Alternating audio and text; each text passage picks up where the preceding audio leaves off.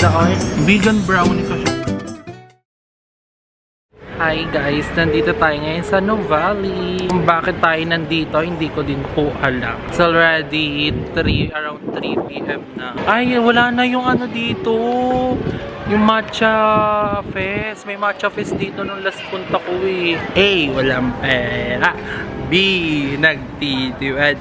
Z, diet. Lahat yun sinungaling. Tangix dila, ano yun? Lahat yun totoo. Fit check.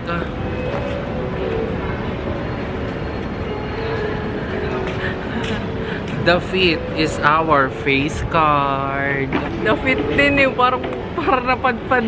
Tara na nga, nakakaya tayo dito. Parang mayayaman yung mga taga dito eh. Alam ko na kung anong gagawin natin dito. Mag 10,000 step na lang tayo here. Gugutom ako. Sa daming choices, di ko alam kung anong kakainin ko. Jollibee ba o McDo? Ang daming choices. Asan Libra, I'm so indecisive. Parang di ko kaya magdesisyon sa buhay kung anong tama, anong gusto ko. Favorite ko dati ang Mary Grace. Pero sa lifestyle na meron ako ngayon, hindi ko na siya dapat kainin. Ay, ang dilim. Kasi isang order ng pasta dyan, 500 pesos. Pero ang sarap, the best. Protein power cup. Protein bar. Just laro po ng 2,000. May tutulungan mo ako dyan, no? Ang ibig ni Elona, ano parang child love team. Ang dami pala yun. Saan daw kain sa labas? Sweet ano na ba to? Yung yogurt ba na ba to? Sweet, may sweet na siya? Ano man sabi doon? Ako dun alam. Gagilas ang sunog. Hindi na siya alam? Patikim! Vegan brownie kasi siya. Tapos sabi mapait kasi dark chocolate. Di siya mapait eh. May protein pero hindi ka makakaligtas sa sugar. So back to zero yung kinat kong sugar. Ang pangit nga lang nito talaga kainin. Tingnan nyo, nakatya mo. Tinignan ko yung nutrition facts. 36 grams pala yung sugar nito pag naubos mo siya. 36 lang ang pwedeng per day na sugar kada tao. Arte mo te, anong gusto mo? Healthy na yan, malungkot buhay o yung kain ka ng kain ng masasarap pero masaya yung buhay mo? No, health matters. Alam nyo ba guys, nakakatawa. Tumahi ako 2 beses na kahapon tsaka kaganina.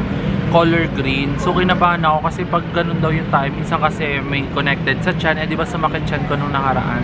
Tapos naalala ko, sunod-sunod pala ako nagmatcha ako. Tapos laing pala 2 araw yung ulam ko. Kaya pala siya color green. So later, abangan natin pag tumain na naman ako, kulay itim siya dahil sa yogurt. Pero tumikim lang ako guys, medyo nalula ako sa 36 na sugar niya na nakalagay sa nutrition pack. Next stop is salad stop. Ang dami nilang choices, nakakalula. Pero I think ito yung favorite kasi namin, Caesar. Wrap po ba yung yogo? Yes po. Sige, isang order. We got the order. We got the goods. So, nag-isa kami ni Dorayda. Kumain ka na. Parang 3:39 yung pinagkain.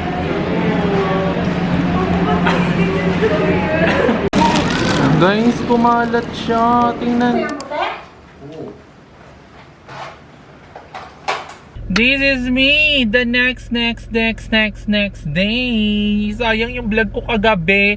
Nalobat yung camera ko. Ang daming sana talagang ganap kasi ang aga pa noon, around 5 PM pa lang or 4 PM pa lang noon. Nalobat yung camera ko, tas wala kaming mahanapan na charger. So I don't have choice. Umuwi na lang din kami agad. And sobrang nakakatawa yung mga nangyari kagabi. But anyway, it's raining again dahil may bagong bagyo na naman daw napapasok tomorrow. Bongga, isang araw lang nagka-araw tapos ulan uli. And ngayon, kaya na naman tayo aalis dahil Sunday today and balik na ni William uli sa dorm niya. So nandito siya. And since umuulan ngayon, hatid natin siya sa sakayan. Hi guys! Kumusta kayo guys? Energy!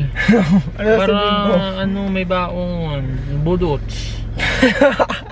Ang lakas ng ulan. Actually, biglang araw kanina, tapos biglang umulan lang din out of nowhere. Medyo naalala ako sa aking food noise ngayon tsaka kahapon. Medyo madami yung nakain ko pero okay lang yan. Diyan na natin huminga. Babawi na lang tayo sa walking. Kahapon naman naka 8K step kami. And today...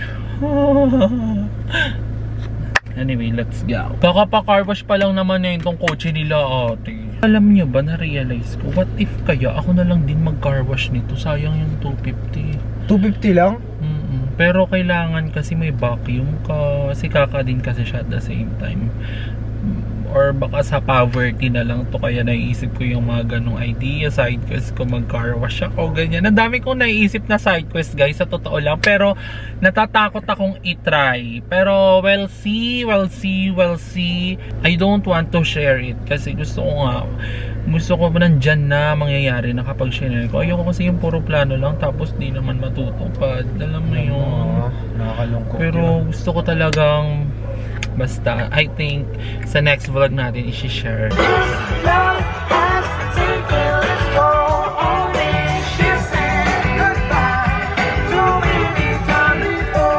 Ngayon, nandito na tayo sa paghahatid ni William and ngayon nag-withdraw lang siya para sa kanyang allowance for this week. Pero feel ko wala na naman yan silang pasok kasi nga may bagyo na naman daw ulit. Pero hopefully maging okay na yung weather kasi ang tagal ng walang araw talaga dahil and hindi naman tayo lahat same ng privileges sa buhay. May mga tamang hindi okay kapag tag-ulan, kapag may bagyo. So I hope everyone is safe, stay dry, egol sa may mga kakadel. Charing. Kung may karengkeng ka kahit nakulan. Ano? Tinan mo, puro 100. Ano yan? Mamimigay ba ako sa kalsada niyan? Ay, visit na yan. Wala ang akin. Sige, 100. Ano ba yan ang kapal, Kuya Will? Go na, bye! Ito pa, wait lang. Babay na. Babay sa vlog. Ilan tatak na niyan? Dalawa pa lang naman, te. 3. O, di ba makapag ano ko, layo pa. We're here now sa cafe. Walang kamatayang matcha. Ay, dad pala nag-vlog ako sa TikTok ko. Matcha hunting sa Tagula. Sobrang tagal ko nag-crave ng banana pudding. Basta banana pudding na nasa matcha kasi nakikita ko sa TikTok. And another sweet again. Nalati puro ko matamis ngayong week. Nagiging si George Condesa na naman ako. W motion.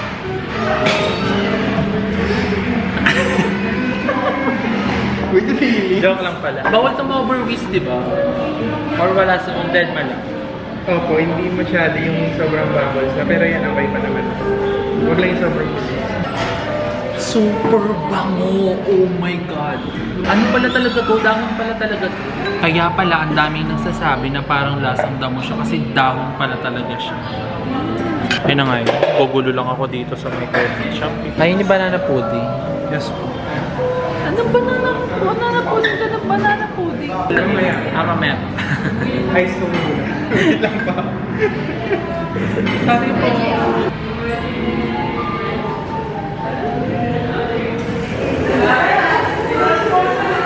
Ang gulo.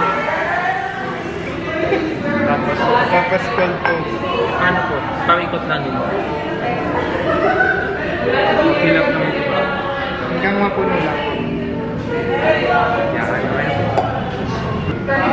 On top. Sa taas lang. Perfect. So, tikman muna natin. Unang-una ang banana brulee. Brulee ba tawag dito? Basta tinort siya na banana na may sugar. Bawal ako dito. Hindi naman bawal. May iwas ako dito. Pero bawi na tayo sa walking bukas.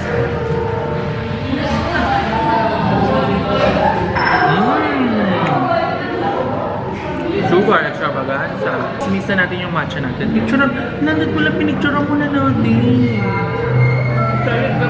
Yung 30 followers ko sa dump account ko. Okay. Lasang mangga. Aray ko naman yung halunok.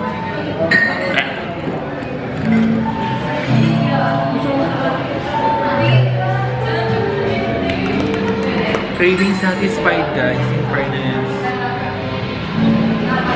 Talaga nag-vlog ako sa TikTok. Hi guys, this is me the next day. It's currently 8:42. And dahil tag-ulan uli, ayan, ang galing-galing talaga. Sobrang sarap mag-food trip ngayon na takoyaki. So ngayon ako lang mag-isa magpo-food trip kasi wala si William. So umorder ako ng cheesy yaki tsaka ng crabby yaki. Kasi hindi ako kumakain ng octopus. Ayan siya. Hindi ko naman ito maubos lahat. Pero gusto ko kasi magkaibang flavor. Hindi ko spicy eh. Okay, let's eat. Happy dance. Next naman itong cheesy yaki.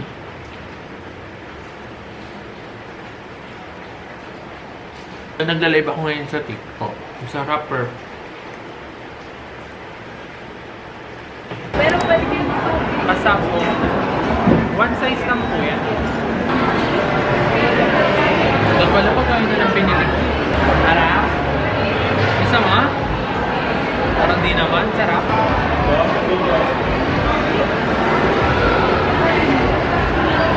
So we're here ng at Matcha Tokyo. First time ko matry ito.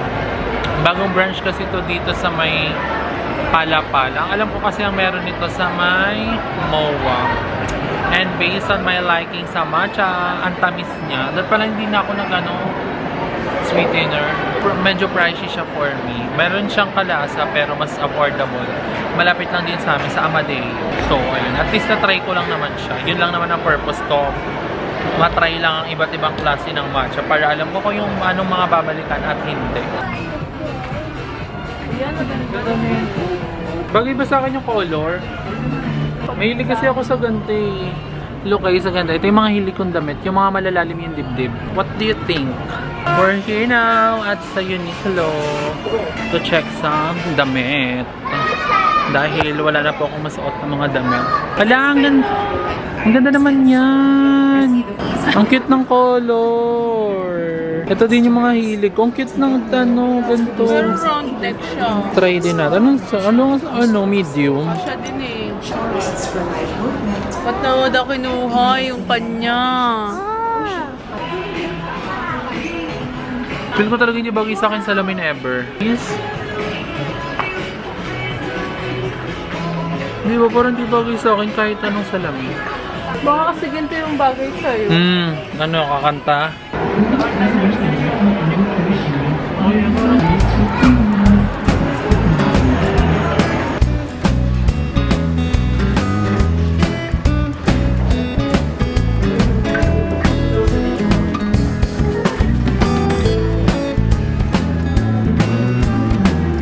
So, wala po tayo nabili sa lahat ng mga pinagsusukat natin. Pero, babalikan ko dun yung color dilaw pero sa tamang size ko na. Tsaka yung pantalon ang ganda din. Kaso, yung yun na yung pinakamalaki nila, size 30. Parang ang kasya sa akin, size 31 para makahinga pa talaga yung tummy ko. So, kailangan pa magpapayat para mabili natin yung pantalon. Then yung dilaw, babalikan ko yun with different color. Ang ganda ng fit niya sa akin. And kailangan ko din ng nipple tape. Kasi, buha baka tanga mga kung ano-ano talaga ba. Hi, Pen! Kasi naisip ko, gusto ko na mag-invest sa mga damit. Baho! Pasensya na, yung bra, umalingasaw. Ba't di ko naamoy? O nasanay na ako. O dahil bra ko yun. Nasanay ka na kasi. But anyway, kaya pala kami nandito sa Dasma dahil may inutos po ang aking sister Reret. And then may kukunin ako dun sa dati niyang work, which is ayun na yung next pupuntahan namin ngayon. So kaya tayo umalis. And super lakas pa din ng ulan. Parang mas malakas siya ngayon compared kahapon. Kasi kahapon hindi masyado umulan, pero ako limlim. Pero ngayon todo yung ulan, ang lala, asin ng OA. Anyway mga darling, nakauwi na ako. It's already 8 PM and super lakas ng ulan kanina uli, pero ngayon tumigil naman na siya. Stay safe everyone! See you on my next one again!